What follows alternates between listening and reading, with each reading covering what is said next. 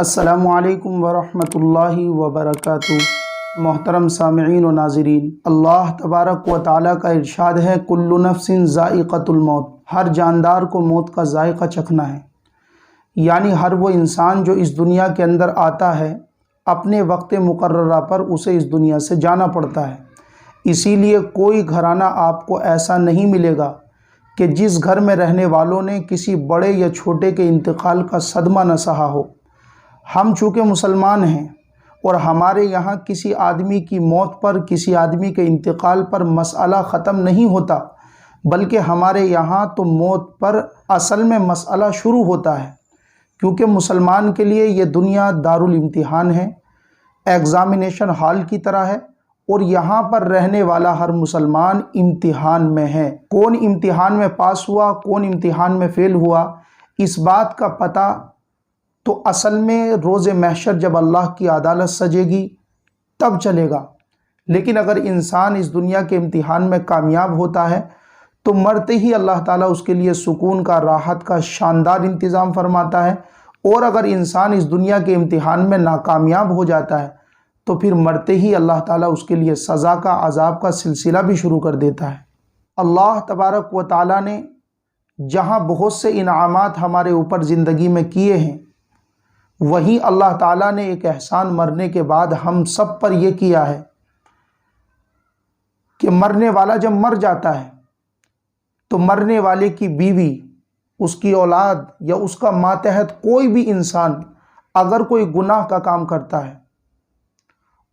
اور گناہ کا کام کر کے وہ اللہ سے یہ دعا بھی کرے کہ اللہ یہ گناہ کا کام جو میں نے کیا ہے، یہ برا کام جو میں نے کیا ہے، اس پر جو گناہ، جو سزا آپ مجھے دیں گے، آپ مجھے نہ دے کر یہ گناہ، یہ سزا آپ مرنے والے کے اعمال نامے میں درج کر دیجئے تاکہ وہ اس گناہ کو بھگت لے۔ تو اللہ تبارک و تعالیٰ نے یہ سلسلہ لا تزر وازرۃ وزر اخری کہہ کر ہمیشہ ہمیشہ کے لیے بند کر دیا ہے کہ کوئی شخص بھی اپنے گناہ کا وبال مرنے والے کے اعمال نامے میں درج نہیں کرا سکتا چاہ کر بھی۔ لیکن اللہ تبارک و تعالیٰ نے یہ کتنا بڑا احسان ہم سب کے اوپر کیا ہے کہ مرنے والے کے گھر والوں میں سے اگر کوئی شخص بھی کوئی نیکی کرتا ہے، صدقہ خیرات کرتا ہے، قرآن کریم یا سورہ یاسین پڑھتا ہے، کلمہ یا تسبیحات پڑھتا ہے، اور اللہ تبارک و تعالیٰ سے دعا کرتا ہے کہ اللہ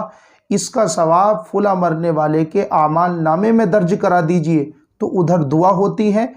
اور ادھر اللہ تبارک و تعالیٰ وہ سارا کا سارا ثواب مرنے والے کے اعمال نامے میں درج کرا دیتا ہے۔ اسی لیے جب گھر میں کسی کا انتقال ہو جاتا ہے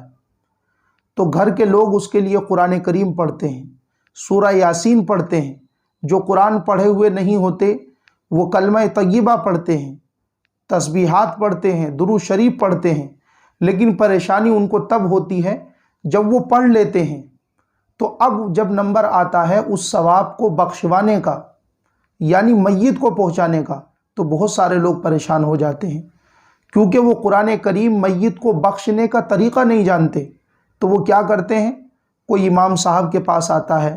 کوئی مدرسے میں علماء کے پاس جاتا ہے اور جا کر کے ان کی منتیں کرتا ہے کہ براہ کرم آپ میرے گھر تشریف لے آئیں۔ وہ پوچھتے ہیں بھئی ہمارا کام کیا ہے، تو ان کو بتایا جاتا ہے کہ آپ گھر چلیں، ہماری والدہ نے اتنا لاکھ کلمہ پڑھا ہوا ہے، ہماری بیٹی نے اتنی درود شریف پڑھی ہوئی ہے، اور ہمارے گھر میں فلاں نے اتنے قرآن اور اتنی سورہ یاسین پڑھی ہوئی ہیں، آپ چل کر کے ان کو بخش دیجئے، میت کو ان کا ثواب پہنچا دیجئے۔ تو آج کی اس ویڈیو میں آپ حضرات کو میت کو ثواب بخشنے کی حقیقت کیا ہے اور ثواب بخشنے کے آسان طریقے کیا ہیں وہ آپ سے عرض کروں گا۔ تو آئیے جان لیتے ہیں کہ میت کو ثواب پہنچانے کے، ثواب بخشنے کے طریقے کیا ہیں۔ ایک طریقہ تو یہ ہے کہ جب آپ میت کے لیے قرآن پڑھنا شروع کریں، سورہ یاسین پڑھنا شروع کریں یا کلمہ، درود، تسبیحات پڑھنی شروع کریں، تو آپ شروع کرنے سے پہلے ہی اللہ سے دعا کریں۔ یہ دعا چاہے آپ زبان سے کریں اور چاہے آپ دل میں کریں۔ کیا دعا کرنی ہے کہ اے اللہ، جو قرآن کریم، جو سورہ یاسین، جو کلمہ، تسبیحات، درود شریف میں پڑھوں گی یا پڑھوں گا، اس کا ثواب فلاں مرحوم کی روح کو پہنچے۔ ہمارے والد کی روح کو پہنچے، والدہ کی روح کو پہنچے یا دادا دادی کی روح کو پہنچے، یہ نیت کرنی ہے۔ چونکہ اللہ کے نبی صلی اللہ علیہ وسلم کا ارشاد ہے انما الاعمال بالنیات، کہ اعمال کا دار و مدار نیت پر ہے۔ آپ ادھر یہ نیت کریں گے، اس کے بعد آپ جو قرآن کریم پڑھیں گے، جو سورہ یاسین پڑھیں گے، اور جتنا چاہے آپ کلمہ پڑھیں، جتنی چاہے آپ درود شریف اور تسبیحات پڑھیں، وہ سارا کا سارا ثواب میت کو پہنچتا رہے گا۔ تو ایک طریقہ تو یہ ہے۔ دوسرا طریقہ یہ ہے کہ ہو سکتا ہے آپ قرآن کریم جب آپ نے شروع کیا ہو، سورہ یاسین پڑھنا جب آپ نے شروع کیا ہو،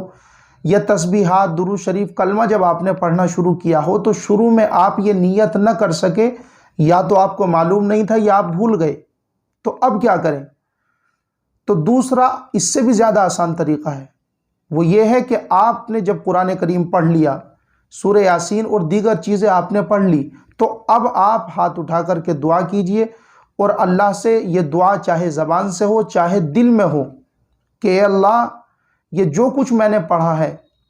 اس کا ثواب میرے والد، میری والدہ، اس کی روح کو بھی آپ کو پہنچانا ہے، آپ اس کی نیت کیجئے۔ تو ادھر آپ نیت کریں گے، ادھر اللہ تبارک و تعالیٰ وہ سارا کا سارا ثواب وہاں پہنچا دے گا۔ تو ثواب بخشنے کے یہ دو طریقے ہیں، یا تو آپ پڑھنے سے پہلے نیت کیجئے